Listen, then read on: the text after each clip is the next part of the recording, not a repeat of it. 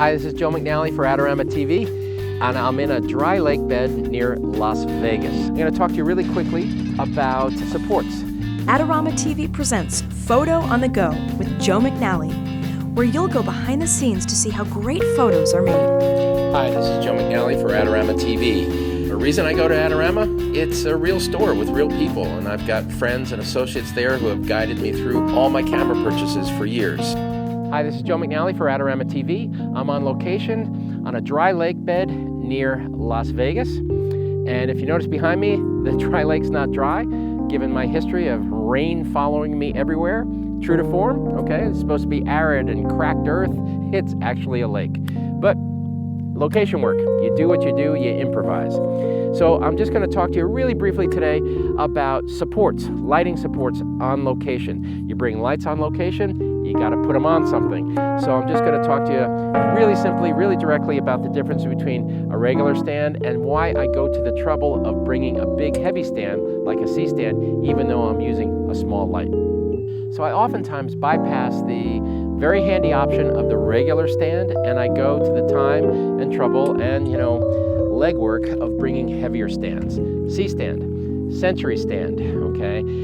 I have been told that it got the name Century stand from back in the old movie days when they came in heights of 100 inches. Cool. Now they come in all different heights and, sizes, etc.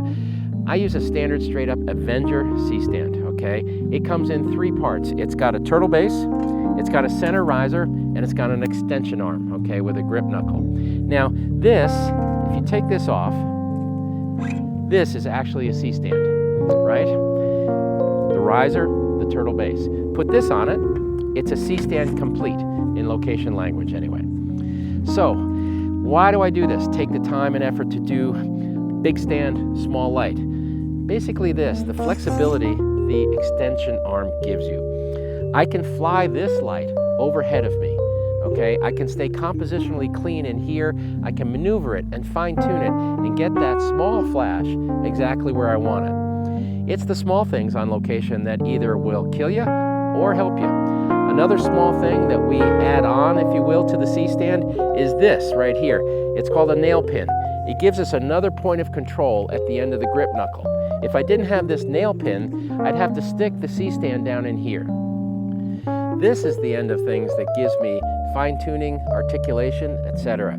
So we get this extra little bit, it's called a nail pin. It's 4 or 5 inches long, slides into the grip knuckle, and I'm able to be flexible and precise with the light.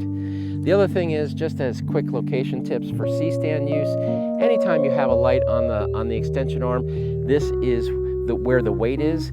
You always put it towards the side of the grip knuckle where it tightens down. So in other words, it goes in the direction where this, tightens and holds the light. Because now, if I push on it, it'll just continue to tighten down on itself. If I go the other way, it'll loosen on itself, accelerate, and possibly strike your subject in the head, which would be a bad day in the field. So always use this lead leg to support the direction of the weight, where the weight is going. Don't put it in between the legs, because then it has no support and it could get tippy and just go over on you. So again, quick tips.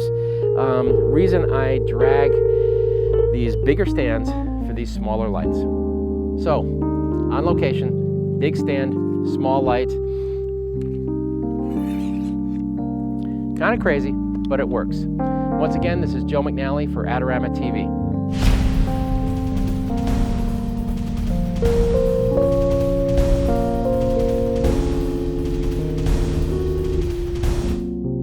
For all the latest photography, video, and computer gear, visit Adorama.com. Place your order by 8 p.m. and it ships the same day. Plus, next time you're in New York City, be sure to visit our store located on 18th Street between 5th and 6th Avenue.